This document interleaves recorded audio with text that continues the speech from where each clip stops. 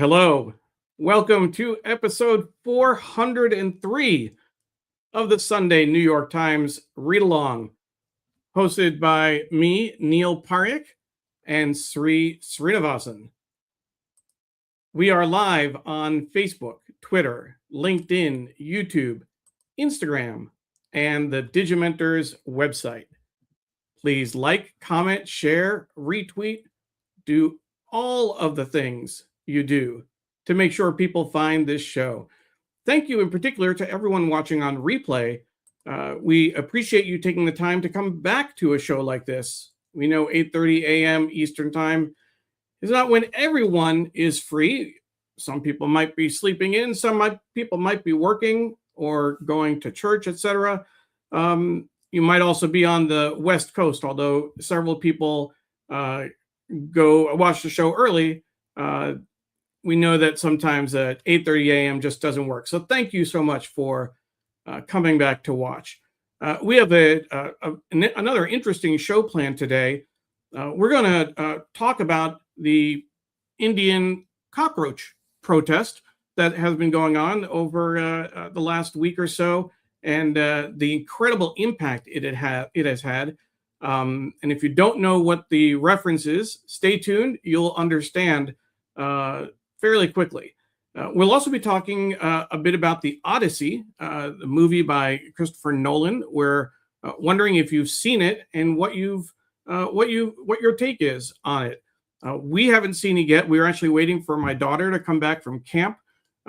She's a big fan of the Odyssey and the Iliad, and we're looking to find a good time and the proper theater to watch it in. The other item we're really going to focus on, in addition to this week's news, is the World Cup. Now, the finals, of course, took place last week after our Sunday show. I had a chance to watch it with my nephew in New Jersey. He was visiting from Seattle, and Argentina was schooled. That's the only way to put it. They were schooled. But I think what's interesting is to look at the commentary about all the criticism that the Argentine team got in terms of being the villains of 2026 and how the country is reacting. So we'll take a look at that as well and hear your thoughts. First, I want to make sure that we do some quick announcements, and then we'll bring on Sri Srinivasan. The show is produced by Digimentors, the social and digital consulting firm that Sri started with his friend Andrew Lee. We do digital marketing, events and digital programs, strategic communications, trainings and workshops, as well as helping with staffing and recruiting. We also do a lot of work around AI. We also want to thank our sponsors, Muckrack and Graphic History Company. Thank you so much for your support of our show. And now, our co-host, Sri Srinivasan. Sri, good to see you. Good to see you, Neil, and hello to everybody. We are so glad you're able to join us. When you're here live or later, it means so much to us. We appreciate your feedback, your comments. Neil has a weekly note he sends out about what's coming up. I hope you signed up for that, everybody. Neil@digimentors.group. That's the best way to keep up with what's happening on the show. Neil, 402 episodes. It's just incredible. 275 guests. 10 plus years we're celebrating, and we just recently did some math. We had 95 guests from the New York Times in these 400 episodes. Absolutely, and a lot of the credit of that goes to our friend Carla Baranakis, former national copy editor for the New York Times, who was our booker for a long time on the show. And Sri, I keep saying it, we got to interview some of the heroes that I had growing up. Yes, I had baseball heroes, but I also had New York Times heroes. That's the kind of kid I was. In particular, Clyde Haberman and Claire Smith, Bill Rhoden, some of the sports columnists, Hedrick Smith.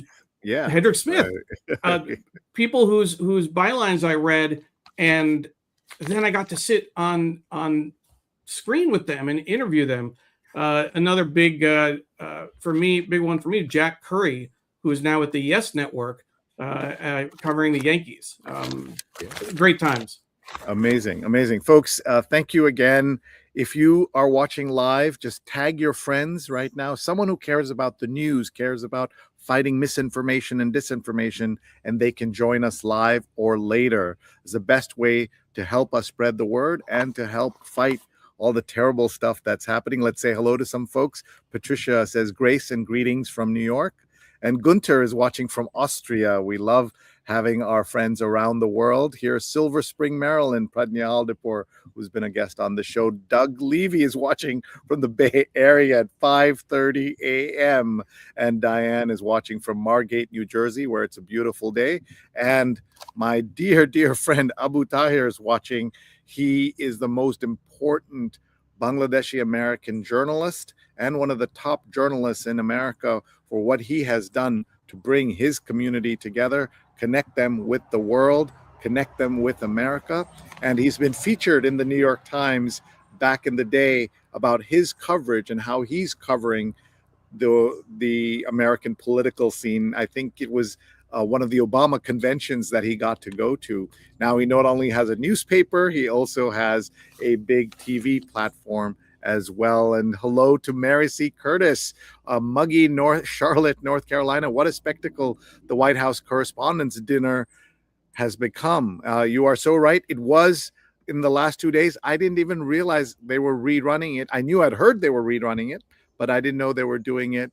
I think they did it either Friday or last night, and people were very critical of how that all went down, and maybe we'll play some low lights of it. Abu says, thanks from Time Television. Naomi is watching. Greetings and salutations from Rhode Island. How was traffic from Long Island to New Jersey to your soccer jaunt? And after he answers that, I'll tell you where I am in Long Island. So last week, if you were watching, I did the show from Long Island. A big shout out to my cousin, Kishore Parekh, celebrating his 80th birthday. I couldn't make the big celebration yesterday because I was picking up Emily from camp. But last week, I went out there, and what I ended up doing, Naomi, is waiting until closer to game time. So I didn't leave until about 2 o'clock. So that anyone who was trying to get to the game was probably already at the game. And it just took the standard hour 15 or so, and then had a great time watching the game with my nephew. Where are you in Long Island, Sri? Yeah, I'm in a beautiful place called Hampton Bays. It's part of the famous Hamptons. And we're here at the home of our dear friend Sandeep and Shobana. I just want to show you what a gorgeous day it is out here. The weather's perfect, and it's bright and sunny. You'll hear some noise perhaps because of the cars going by, the birds, but that's what you get when you sit outside. So I'm this week's Long Island correspondent. Last week it was Neil. I do want to show you right away something unusual. Occasionally we look at the ads, we look at the stories, and we look at the ads, but look at this. This is an ad for something called Okta, which I don't know what it is. And it says, trace every agent's action. And it says something about the vocabulary in the world right now, that you can run an ad like this in the New York Times, which is not the most technical of audiences, and expect people will know what it means. This is an ad that probably costs $75,000 to $100,000.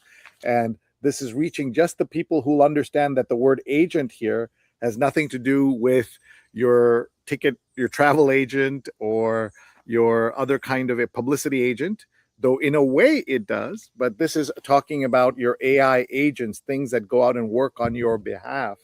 So to be able to put that in a headline like that of an ad, Neil, I think is kind of a moment we can look back on many years from now and say that's when this is happening. There are some terms like vibe coding, which everybody who's in the AI space presumes everybody knows, but it's not the case. We were with another friend last week at the soccer a viewing party, and they hadn't heard the word vibe coding.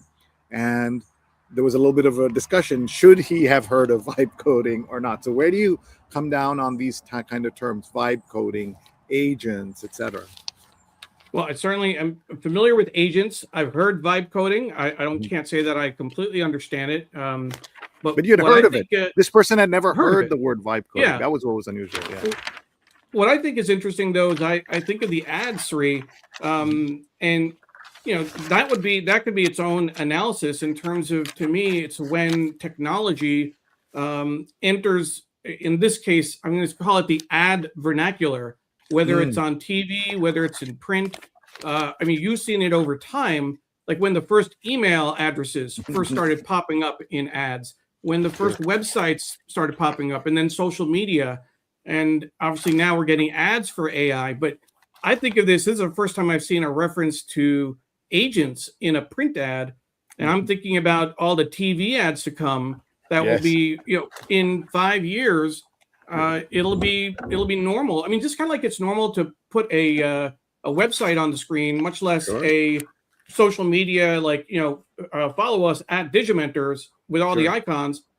It'll be a, use our agent or whatever type thing. You're so right. And I remember being in India, where they're far ahead of us in terms of use of QR codes and things like that. They were running QR codes on Indian television ads long before Americans were even using it widely. Of course, now you wouldn't be surprised to see a QR code. So you're absolutely right. Well, but I got to say, some fashion ads. Yeah. Some fashion ads, I'm like that too. Like, I would look at something and I need somebody to translate it for me and explain what it is that we're looking at. So folks, if you're the first time you're joining us, we look at the paper, we discuss it, but we also put your comments on the screen, because that's what makes it possible for us to do a show that's different from almost anything else you see on a Sunday morning or any other time. And Debbie's watching from DC. Debbie, I got your note, and you're a great connection to one of your dear friends who's also out in Long Island, so I'm going to connect with her. Miriam's watching from Hell's Kitchen, had trouble getting on Facebook, but now it's on your TV. That's right. You can watch it on your big TV. We're streaming kind of on 2 ways in YouTube, Neil. It's a kind of complicated thing. Just explain what that means. Sure. So on YouTube, what we're doing now is we're streaming both in a regular horizontal format, which is, kind of more standard for TV, etc. But you can also find us in a vertical format on YouTube, which is great for YouTube Shorts. So oftentimes we'll get new people watching on YouTube Shorts and commenting, and we had a very spirited discussion yesterday. Sri, want to check the autofocus on your camera. I don't know if there's a setting that you can work on. Did it just go down to my stomach? Luckily, it was a little bit off center.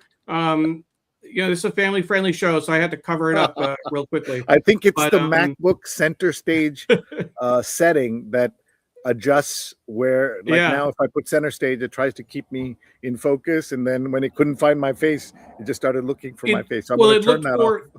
It find that setting. What it did is it looked for a picture in the paper that was kind of near your lap, and that's what it was focusing on. But as Sri is finding that setting, I was going to say that another thing that I was going to point out when we talked about the QR codes is this article that I saw in the Times just yesterday. And this is, to me, it's really interesting. And Sri, I'll bring you back. Hopefully you've resolved those. No more crotch shots. Hey, that's a little far for Sunday morning. But QR codes making their way down wedding aisles. So this is something I know you and I have talked about is, with the advancing of technology on our phones, and how iPhones and Androids use QR codes, and how easy it is or not easy it is to scan a QR code. I still think that Android has an upper hand, because you can see an image on the phone and scan the QR code right there. You don't have to have a second phone to scan it. Android, just hit the home button and it'll find it. But it must be getting more popular and more easy to use if they're using it as at weddings, for everything from finding your seating to uploading photos. Here's an example of a QR code on a place card. So I would say QR codes are certainly doing this, because you're not printing as many things. So I guess that's pretty cool. QR codes have arrived if they're at weddings now. Yeah, exactly. Here is Naomi saying smart strategy, Neil, about your travel, and she is making it clear it's on Long Island, not in Long Island. So if I said in, I knew that, but if I said in, I am so sorry for saying that. And let's see, Ken is watching from Cedar Rapids, Iowa. Ken, thank you for all your support of our show. Look at this cover of the New York Times Magazine. Stunning.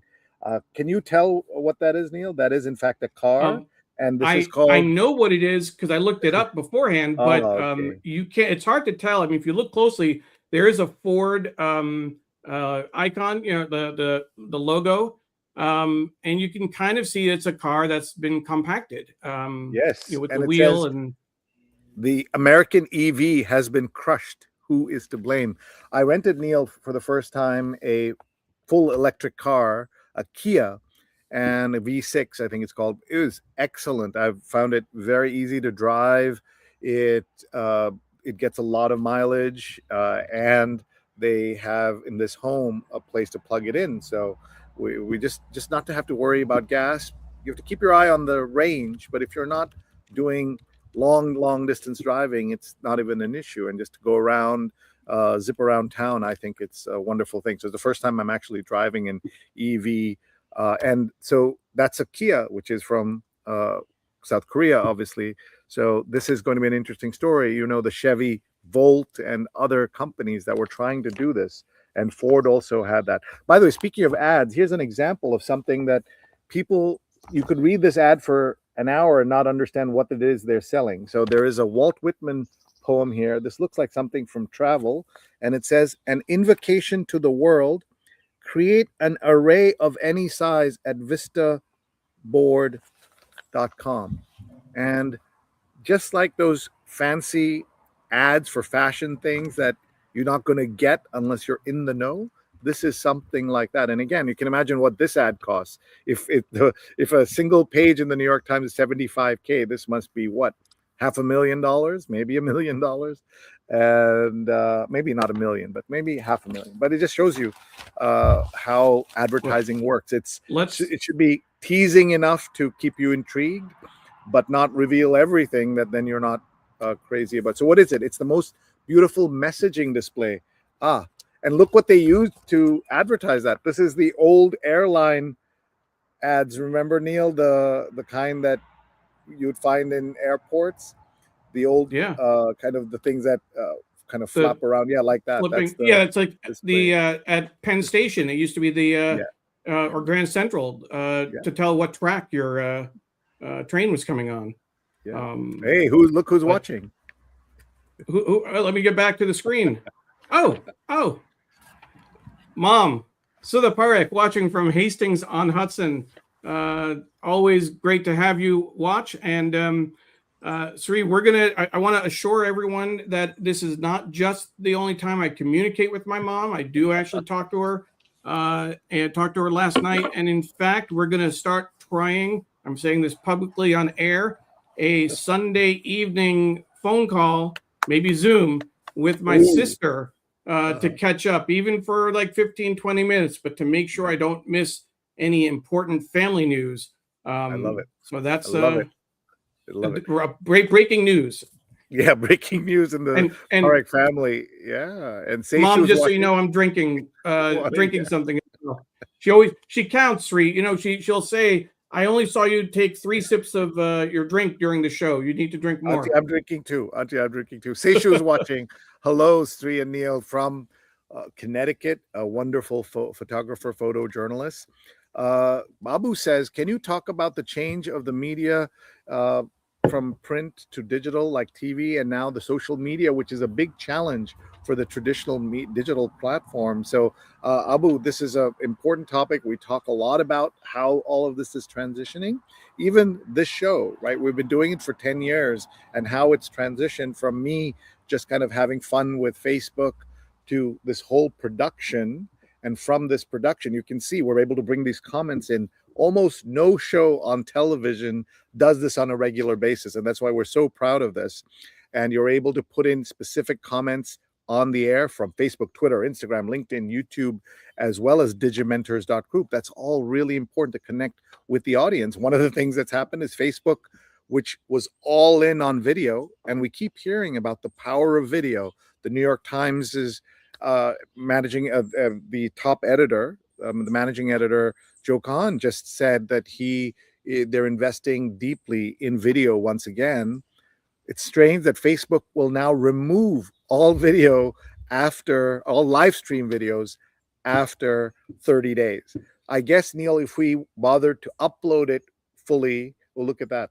This is another MacBook setting, I guess, that's causing all kinds of havoc around me. But if we uploaded the video, Neil, then it would stay. But if it's live streamed, they delete it, which is so weird because the live stream video are the things that people sometimes take a lot of interest in. So for them to do that is terrible.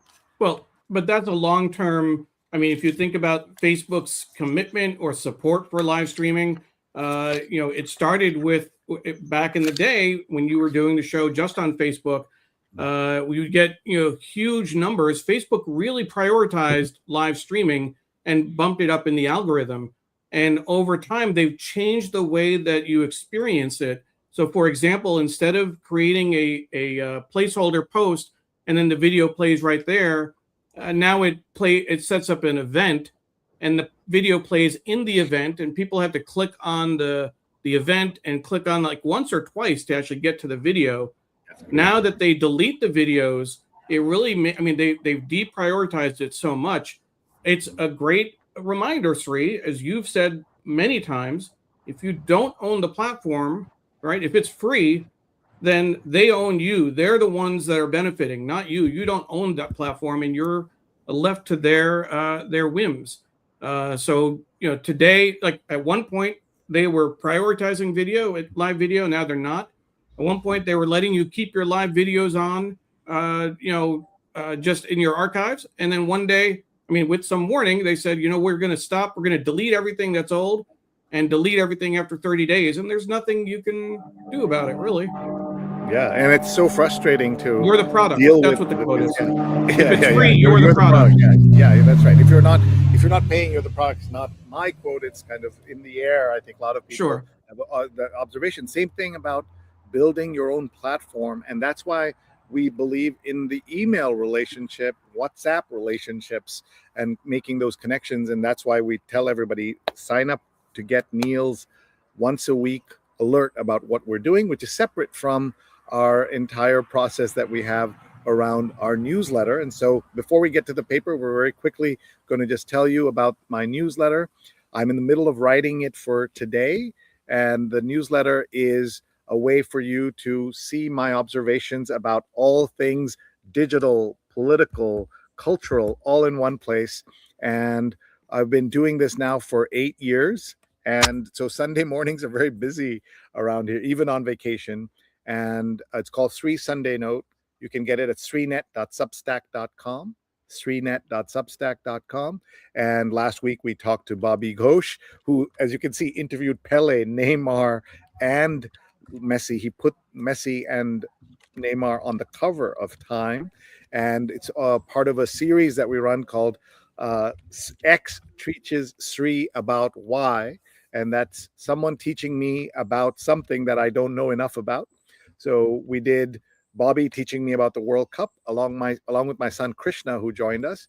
And then a guy named Andy Rich, who's a master seller, taught me how to sell, because you need to learn how to sell products, ideas, and services in the 21st century. We have one coming up about the book, The Odyssey, or Homer's The Odyssey, Emily Wilson's translation, as well as the movie with Christopher Nolan. Neil hasn't seen the movie yet, as he was saying, but I can't wait to watch it. But to prepare, we've done this segment, and we're going to put that in the newsletter. So please sign up, srinet.substack.com, and please share it with your friends if you can. We try to make sure the main content is always free, but to our paid subscribers, we are able to do special things like these virtual salons where you can ask questions in a smaller Zoom setting of some of my more interesting friends. And we also now have a Patreon, Neil. So let's talk about that very quickly. The Patreon is a system that some of you know. It's a way to support a creator whose work you like. So if you like the work we're doing on the read along, on the newsletter, in my WhatsApp communities, another day we'll tell you about, with more than 30 WhatsApp communities, you can go in and chip in $1 a month, $2 a month. For $5 a month, we offer you special things like invitations to those salons, as well as LinkedIn review. If you'd like me to review your LinkedIn profile, I'd be happy to do it for my Patreon members. So how you get this is go to patreon.com/3net, put in $1, $2, $5, whatever you think this is worth. And you should do this for other creators as well, Neil. You've seen a lot of this out there, but this is the first time we're doing it properly and announcing it here. It's all to thank our supporters and viewers. Absolutely. And sorry, it is something that we've talked about over the years in terms of producing the show, putting it on. People have come to the show, they come back because of the community that we've established. And it's something, it's kind of like Cheers, where you go and everybody knows your name, and you develop relationships with people online that you've never met. And people have talked about the idea that is it worth a cup of coffee a week, for example? If you can do that, great. If not, we'll still produce the show. We'll still put this content out, but it'll allow us to do more if you're interested. And coffee a month, maybe. It doesn't even have to be a coffee a week. Month, whatever yeah. you think is worth. Paula is watching. Good morning from Tallahassee. Paula, dear friend, as well as a longtime producer of the show, and she was a co-host on our 400th episode, which was so much fun, and we had a great time with that. Thank you, everybody, for being here. Here's that 400th show, and there's Paula. We got to interview Tom Jolly, the print editor of the New York Times, Wayne Camadoy, art director, and Mike Connors, who runs the printing plant. Neil, one thing we could do for our viewers is our Patreon members and supporters, we could do a Zoom call, not just this kind of call, but a Zoom event on another day of the week so that they can chat with some of our friends, including people from the New York Times. I'm sure people would be happy to see that. Here's Doug Levy's comment. So sad about the U.S. turn against EVs. I'm very happy to have mine. I've ridden in your EV in California and so grateful that you have it. I'm not sure the story says that the U.S. has turned against EVs. It might be that the U.S. has turned against American EVs, meaning consumers still want them, but that's what I'm hoping. Neil, I've not read this yet. And Doug, I'm just saying that I think it's that the American-made ones are having trouble. Just wait till I don't know if you've heard of this thing called BYD, Build Your Dreams, which is available all over the world. It's an incredible car at not a quarter, but much less than the high-end Teslas and things like that. So I think there are a couple of things that are going on. First, the subhead on the article is the largest U.S. automakers have backed away from electric vehicles, even as global sales are booming. But I think the bigger issue is more, and this is just from my understanding without reading the article, it's the current administration has pulled back support for EVs. Right. And so, if you think about the policies that, promote innovation and, development of these kinds of technologies, if you have an administration like the current one led by Donald Trump, the EV kind of industry within the auto industry doesn't stand a chance. They're not going to get the support that they may have gotten under President Biden or if Kamala Harris had won. Sure, absolutely. Elections have consequences, as we keep saying. Deborah's watching, former guest on the show. She talked to us about her trip through Antarctica. Here she's traveling through slightly different terrain in West Virginia. We had people all over the world rehearing the song Country Roads because the U.S. team was singing that after every game, after every match. Turns out, Neil, that song wasn't written in or about West Virginia. The songwriter was in either Maryland or some other part and then decided to throw in West Virginia. So he didn't really mean that to be the case. It was Maryland. It was Maryland. Maryland just didn't work. Didn't work as well as work in the song. Yeah, you get many more syllables if you say West Virginia than Maryland. Deborah also says absolutely correct, Neil, about your assessment. And then Miriam says as we suffer increasingly from global warming for pushes of oil and fossil fuels. Miriam, you are absolutely right. All right, let's take a look at the paper. Neil's going to put my camera up so that I can show you some of the headlines. Yep. That's what we do here. And you'll see The lead story is inside Trump's push to get new Air Force One aloft. A Times investigation finds trade-offs in plane security and ballooning costs. There's that plane, and some of this is so obvious that this was going to be a problem, and some of it not. And as with a lot of things, Neil, we knew this was going to be bad. It's terrible, and it's even worse than we thought. Like, that sequence of things happens all the time now, and I'm laughing because otherwise, as we say on the show, we'll be crying all the time. So that's the lead. Let's see, what is the off lead here is the woman who became Epstein's heir. Dentist may receive as much as $100 million. And this, I presume, is the same Columbia dental student who a professor there I know she was his student, and she wouldn't come to class, but there was pressure from the top to have her pass and graduate because she was a friend of Epstein's. This guy really got around all over the place, and this woman is now in the news. All right, Sri, one thing I would say before commenting on that is I think it's interesting just in terms of the layout and the graphic design. Usually you'll see a lead article on the right-hand side as you're looking at the paper, just one, maybe two columns, like one column story or maybe two one-column stories, and then a big display photo on the left, which is a different story. They'll use that space to highlight something else. In this case, they use that display photo to focus on the Air Force One Trump story and gave it two columns as the lead. They didn't find a second story, which I thought is interesting. And you're absolutely. I was wondering why this looks different. Normally, you're right. It goes like this, and then there's a big picture here. We're talking about Sunday mornings. They do that, and then they push to a photo inside, a story inside, a feature, international, something like that. Okay, thousands flee as fires sweep Western Europe, and I presume that has something to do with the terrible heat and everything else that's going on there. And then Iran war leaves farmers desperate for diesel, food supply imperiled in Bangladesh. Wow. I thought it was going to say in Iran, but it says food supply imperiled in Bangladesh. So we have one of the top Bangladeshi journalists watching, Abu Tahir. If you have any light to shed on this, Abu, if you're still with us, I would love to hear that. Even Salad Queen says nope to greens as outbreak grows. So the Salad Queen is saying don't eat as much salad. There's a big problem in America. And Sarah Tercero, she is known as a salad queen, and that's the title of her book. And she's saying, with the number of infections tied to lettuce, let's cut back on all leafy greens. Neil, are you doing that already? I'm definitely cutting back on my leafy greens. I definitely am being a little bit more cautious. I figured instead of trying to figure out which lettuce is safe and which isn't, I'm just cutting it all out, Sri.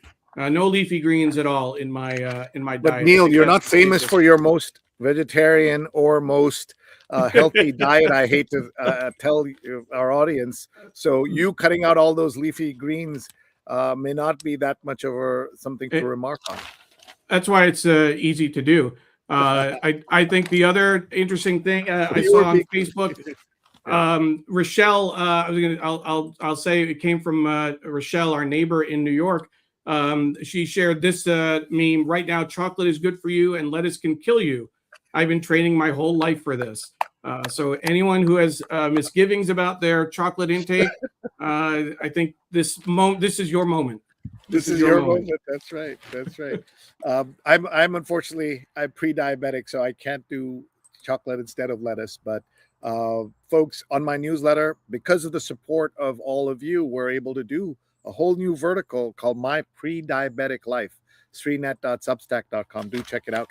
Taiwan tests how it would resist a Chinese maritime blockade. That's the lead international story. And inside we have Pompeii ceiling with a love story is restored. That should be a fascinating thing to have an archaeologist or someone describe this, because that would be really cool. And in Venezuela, searches for loved ones in rubble, including four-legged kind, that's still going on. And we know the trouble that America has already caused in Venezuela. And we know it's caused the trouble in Iran And look at these fires in Eastern Europe. Very powerful photographs here and images here. And president of another Bangladesh story, president of Bangladesh under fire, quits position. I missed this completely. Has resigned as Bangladesh anticipate the return and surrender of the ousted Prime Minister Sheikh Hasina, his one-time ally who fled to India before being convicted of crimes against humanity. We know that it was a student uprising that ended the tenure of the Bangladeshi Prime Minister Sheikh Hasina, and so there's some new twist in the story. But that brings us to the big story out of India, the one that Neil promoted early in the show. Beleaguered education chief resigns in India, and you see the jubilation of student protesters who've been fighting nonstop against and expressing their anger about what has happened in India. Quick background on this, and you may have heard the word the Cockroach Janta Party, basically the Cockroach People's Party. That was a satirical response to a top judge in India. India's top judge called student complainers and protesters cockroaches. So a student made up a party called the Cockroach People's Party, and eventually there were these protests in Delhi and the spread around the country, and they were complaining about problems with the education system generally, opportunities for students, but specifically, Neil, there was a leak of an examination paper, or the exam questions were leaked, and that's what they were complaining about.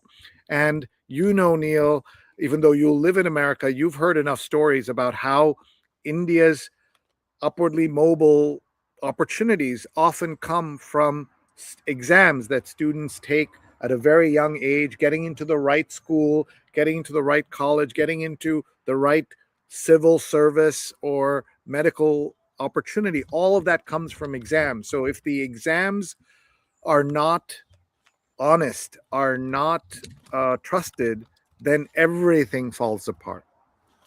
So specifically in this case, it was the medical school exams, which is certainly a huge thing in India. If you score high enough, you're allowed to even go to medical school. And it was what I remember reading: 2 million students who had studied for this exam had their results thrown out because there was this breach of security, this leak. And that was, I think, one of the initial, triggers for this. It led to protests. It led to several suicides. I mean, if you just think about 21 suicides. 21 suicides. People who have studied and put all of their hopes and dreams and years of effort into getting a high enough score on this exam, and then boom, for whatever reason, it gets thrown out. And your options are what? To do it again, to wait a year. I don't know how that would all work. That really threw people. Couple of observations. Part of, you said wait a year. In America, where we have gap years as routine, where people understand that you want to do things at the time that makes sense for you, it's not the case in India. There's this immense pressure, this term called settling down. When are you settling down? Meaning, when are you finished studying? When do you have a good job? And when are you getting married? That's settling down. And so even a year's delay in any of that is considered a crisis. One of the things I surprise when I tell Indian folks and a lot of South Asians that in places like Canada and even in parts of America, they hold their children back so they can be older in school, so they can play sports at a different level, is shocking to most Indians who want to give their kids something called double promotion, where you try to sneak your kid into opportunities to go, to finish faster. And here they slow things down. Some of it for very good reasons, some of it for the sports stuff and other things, but just the idea that you have a clock on you all the time is part of the problem in India. And another thought I have that I will share, the reason I'm sitting here with all of you and able to talk to you today, and the career I've had, the life I've had, is because of one of these Indian exams. Not me, but my father took an exam in India. You had to be between the ages of 21 and 23. And if you took that, it's the Indian Civil Service exam, and you scored in the top 10 people who in that from hundreds of thousands of people, you could become a diplomat. And so a man who was born in a house with mud walls, no electricity, no indoor plumbing, became an ambassador. And that was because of the single exam that you take. You had 2 shots from 21 to 23, and that determined all your promotions and everything for the rest of your career, all from a single exam. That's why I'm here, is because he took that exam and did well in it. So I understand the pressure that people can be on in India with these exams. I myself got my undergrad degree in India. I did terribly as a student. That was not my focus. I'm sorry to say I did not get the high grades I should have, but I was able to leapfrog. Our family was able to leapfrog in a single generation, that upward mobileness from the single exam. So you can understand, Neil, why this becomes such a big deal in India, and that's what you're seeing. And you saw the way it spun out of control in Bangladesh and in Nepal, where the entire government was replaced. Here, a single minister has been replaced. Sri, can you talk a little bit about the social media angle on this? A lot has been written and said about in terms of Gen Z in India using their phones, Instagram, etc., to drive these protests. Can you speak to that? Yeah, sure. But in India is a country that we talked about leapfrogging and doing things like that. India is a country where it leapfrogged entire generation of electronic platforms by going. Lots of people in India never got a landline in their lives, never were able to get one because it could take years to get a landline, and they leapfrogged and went right to cell phones and smartphones, dumb phones, but what they call feature phones in India.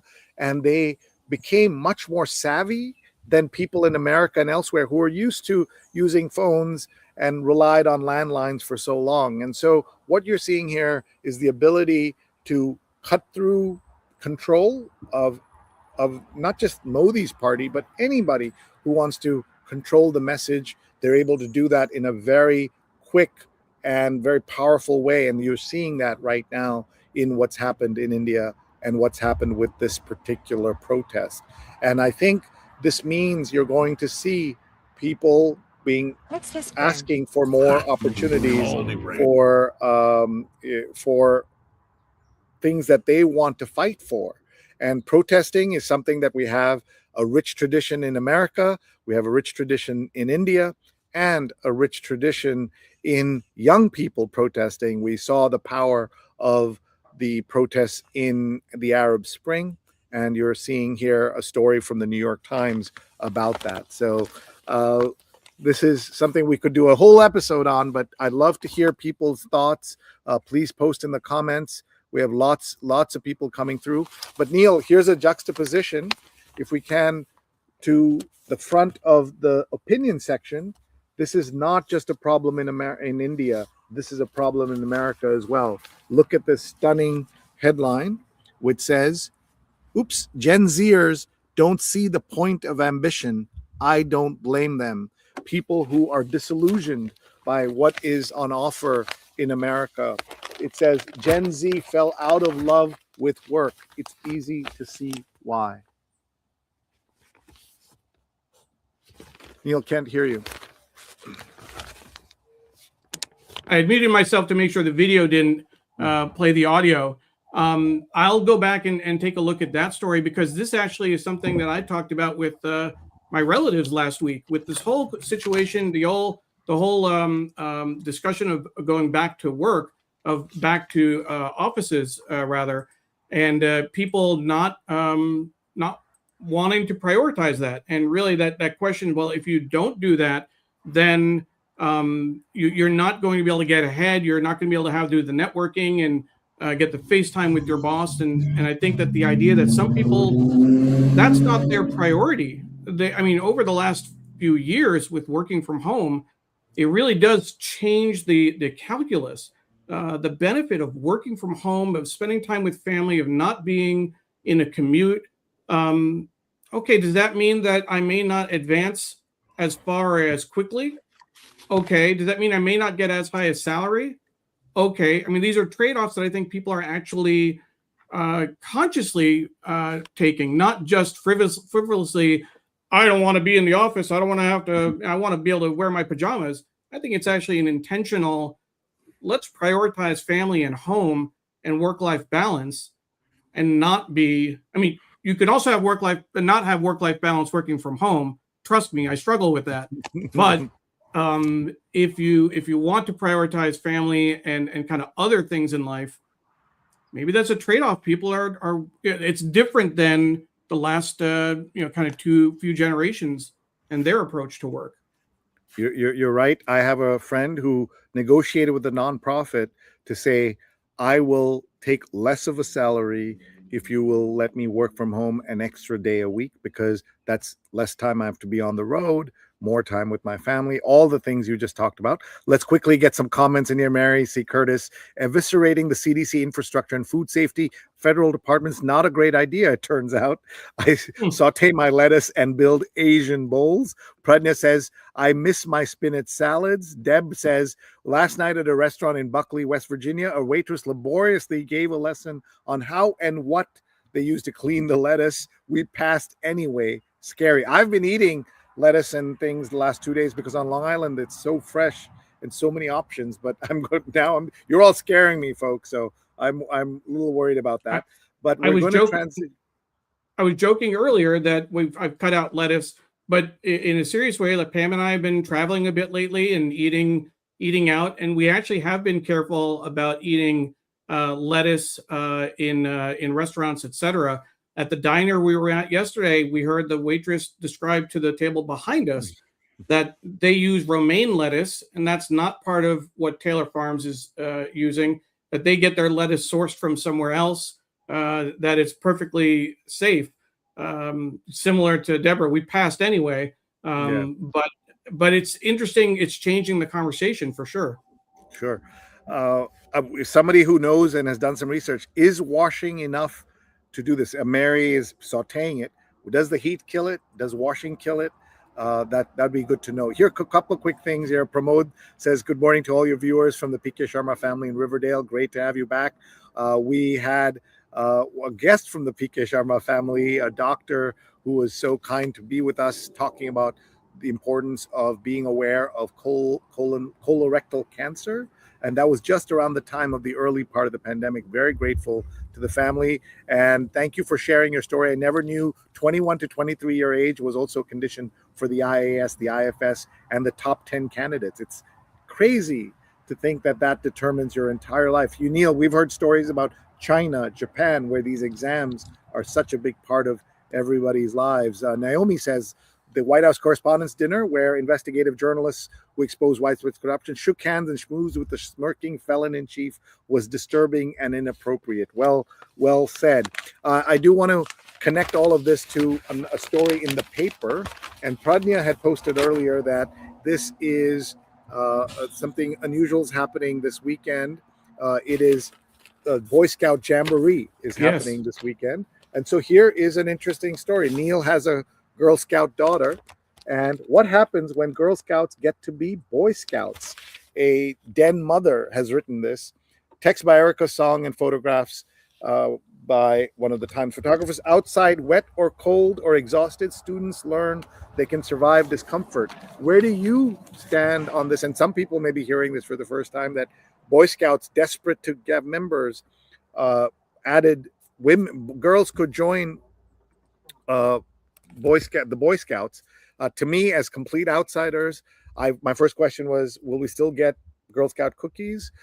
More importantly, I have worked with the Girl Scouts, and I've had the honor of doing some training out in Savannah, the headquarters of the Girl Scout organization. And so that means a lot to me that the Girl Scouts do well, survive, etc. So Neil, give us a quick briefing on that. This, I presume, is positive, the way it's framed without reading it. But tell me about the tension within Boy Scouts and our parents of girls thinking, hey, let me put them in this other thing. Well, Well, I'll say that if we go back, it's been 10 years since the Boy Scouts changed their policy. That's why I think that's the anniversary. And at the time, the Boy Scouts were rocked by several lawsuits and scandals around sexual abuse and behavior from the connections with the local churches, the Catholic Church. The military was rethinking their relationship with the Boy Scouts.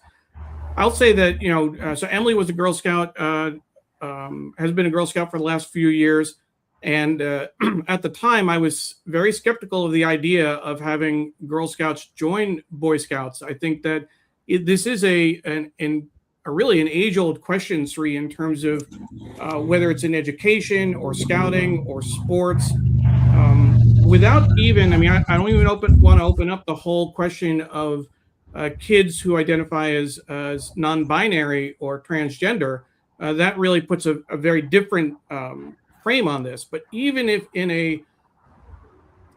I hesitate to even say this, Sri, but even in a binary world, if you're only thinking about boys and girls, and that's not how how people are, frankly, I think that there's historically been this question: can girls get a better education in a single-sex environment?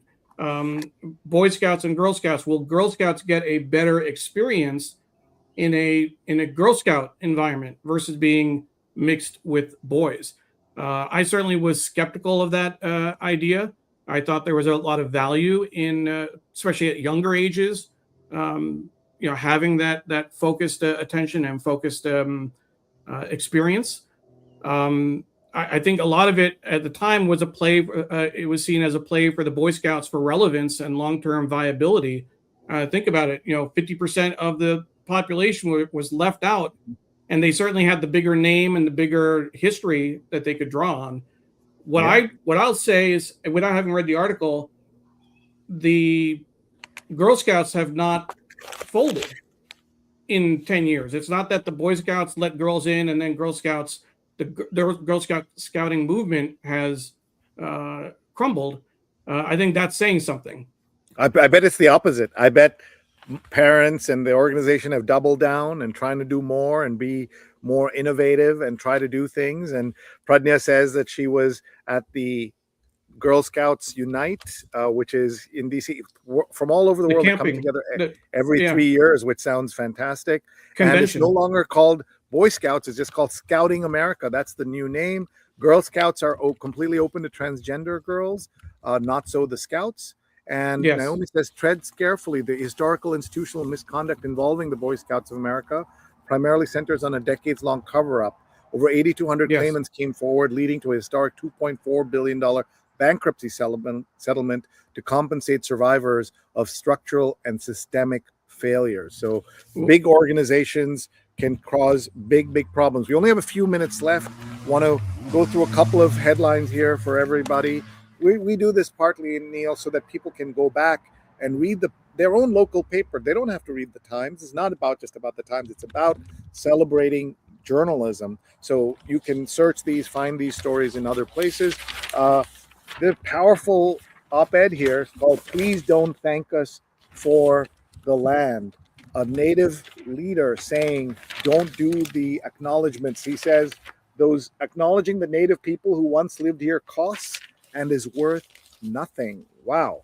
The real estate cover is real. Let's go in here. It's a living where her books are set. This is an author who has written 27 novels on Nantucket, about Nantucket, and she reveals why she loves the area so much. The Metropolitan cover is leaving his mark on Brooklyn. Michael McLear wanted to be John Travolta. Instead, he became Caves. I presume that's a character in Saturday Night Fever. I have not. I don't remember that title. I've seen the movie a long time ago. But who was that character, Caves, who was, instead of becoming John Travolta in Saturday Night Fever? Expectations were high for a World Cup effect. Did the throngs of visiting soccer fans deliver a hoped-for boon to the local economy? They certainly couldn't have hurt. because they made a lot of noise and were out there. So Neil, I don't know if people know. All right, this was an interesting cover. This is the biography of Kashmir Hill. She's a journalist. I Got Slopped. Somebody put up a single author has launched 10 different biographies in a single week, just made up unauthorized AI biographies, and she called it I Got Flopped. Sunday Styles cover is a market beyond provides a purpose beyond profit. That's unusual. And this is Sammy Newsdorf, who has started a high-end grocery store in an eclectic high. Oh, I think this is a typo, Neil. I hate it when I spot typos, but unless this is not meant to be, owner of an eclectic high-end grocery story in Lower Manhattan. Maybe it is a grocery story, but I think it was a typo.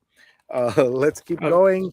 Sorry, go ahead. I was going to say, to go back, you were talking about the World Cup, and I'll share two articles, but they're in New York, New Jersey, at least. They say that the prediction was for 1.2 million visitors and 3.3 billion in economic activity.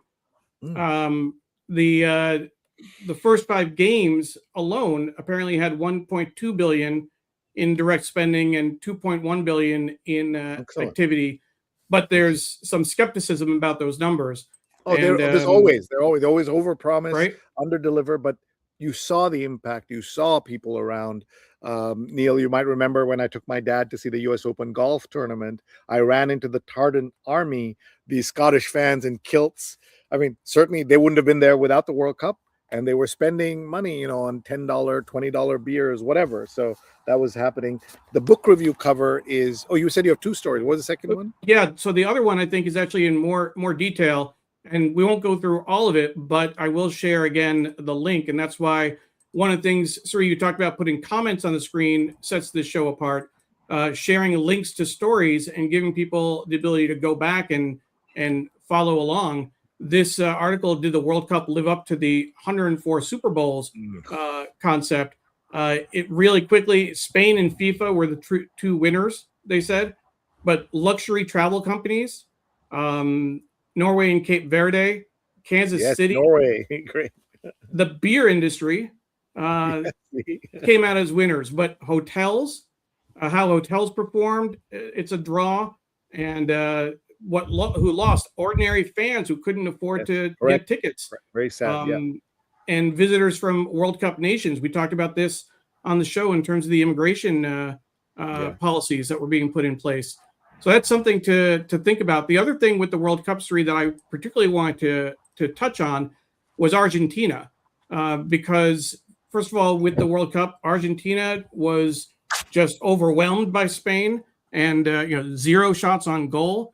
Even though it was a close, 1-0 game, the goalie was incredible, as a former goalie myself for Argentina. But they were the villains of this year's World Cup. They came under a lot of criticism. What is your, you talked to Bobby Ghosh. Did that come up in your conversation? And what was your take on Argentina this year? Yeah, if you go to my YouTube channel, we have an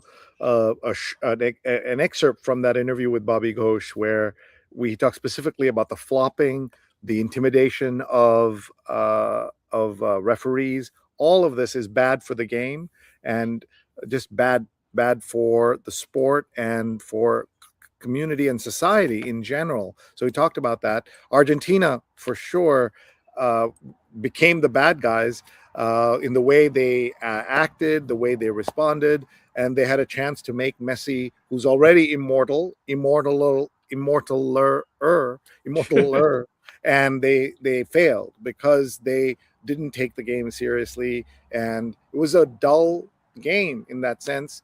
And the loser was Argentina in so many ways, and Spain, I think, is going to have a great run going forward. It had already won the European contest, the big European tournament. All right, let's keep going. We have just a couple of minutes left. The book review cover is Bar Chords. The Midnight Special by Colin Asher offers an unconventional music history with profiles of 5 artists influenced by the prison system. And we have our friend Shaheen Pasha, who runs the Prison Journalism Project, and I want to tell her about that. And Arts and Leisure cover is Monumental Masterwork Rises in the Desert. What is this? The land artist Chris Ross has been building Star Axis, a naked eye observatory in New Mexico since the 1970s. He's almost done. How old is this guy? And the last thing I want to just go back here is to the New York Times Magazine, which has that EV cover. But they also have this interview with Zoran Mamdani that got a lot of attention. Zoran Mamdani, look at this picture, great photograph. It says, knows he has political capital and he intends to spend it. So this is something you can find online, I'm sure. Folks, we are so grateful. Every Sunday we do this on Facebook, on Twitter, on LinkedIn, on YouTube, on Instagram, and the Digimentors website. Neil does an amazing job producing this and putting this all together. We're now on Spotify. We're now on Apple Podcasts. 10 years, 275 guests, and 403 episodes. That is amazing, and so grateful to everybody who watches. Please forward this to a friend. You can watch these all on our channels right after we're done. And you want to find our archive, you go to digimentors.group and look for the New York Times archive button. I want to give a quick shout out, Sri, on Instagram. It's harder to show the actual comment on screen, but Sunita Sarabji on Instagram said that she was a Girl Scout for 15 years and was also in the 4-H Club and Explorers, both of which were co-ed and seemed much more inclusive. So I want to thank Sunita for that comment and for watching on Instagram. The other thing, just so you know, as we finish up the show, if you joined us late, you'll be able to watch the show in its entirety on Facebook, on Twitter, on LinkedIn, on YouTube, and our Digimentors website from the very beginning, just a few minutes after we end the show, and certainly encourage folks to do that. Again, just as a reminder, we want to make sure people know about the Jaipur Literature Festival, Sri, yes. Coming to North America. North Carolina, Los Angeles, Seattle, Colorado, Toronto, New York, and Houston, September and 1 week into October as well. Talk a little bit about the Jaipur Literature Festival. Sure. The Mother Festival is in Jaipur, January 14th to 18th, 2027. I tell everyone it's got to be on your bucket list. You have to go once in your life. If you can make it there, you must go. Tina Brown went, called it the greatest literary show on earth. Oprah went and loved it. And now it comes to America. It's been here for more than 10 years. North Carolina, you saw all the cities there. It's called JLF USA, some of the most famous authors in the world and newcomers, and not just books, it's movies. It's talking about movies, it's talking about music, and so much more, and lots of political conversations, and they don't shy away from anything. So please check out jlflitfest.org and you can find all the details. JLF USA. We'd love to have you join us. I'll be at all 7 of these cities this fall, so I'm going to be traveling a lot, and Neil and I have to adjust our planning for the read along, and I hope I'll get to do some of these in a couple of other cities, maybe with some other authors and others as well. So thank you very much, everybody, for being part of the show, being part of this community, these amazing folks that we've gotten to meet, Neil, and get to talk to every Sunday. Been very, very special. Here's the Sunday note and the soft power of the beautiful game, what I learned about the World Cup from Bobby Ghosh, as well as from my son Krishna, who joined us for the show. There's the Patreon. Please support us on the Patreon. This is something new we're trying, and you can chip in $2 a month, $5 a month if you like what we do on this show, the newsletter, all of the stuff we do. We'd love your support. And Deb says, thanks for the listen, Sri and Neil. We are very grateful to everybody. I'm going to show you a little bit of the sky as Neil says goodbye. Absolutely. Thank you again, everyone, for watching. We really appreciate the community that has built up, and the consistent viewers and new viewers as well. As a reminder, you can find the show on Spotify shortly after we finish. I need a little time to upload the episode. What's great about Spotify is you can listen or you can watch the video right there as well. We're also on Apple Podcasts. so you can take us with you. Thank you again, and we look forward to seeing you next week. Have a great time. Bye-bye.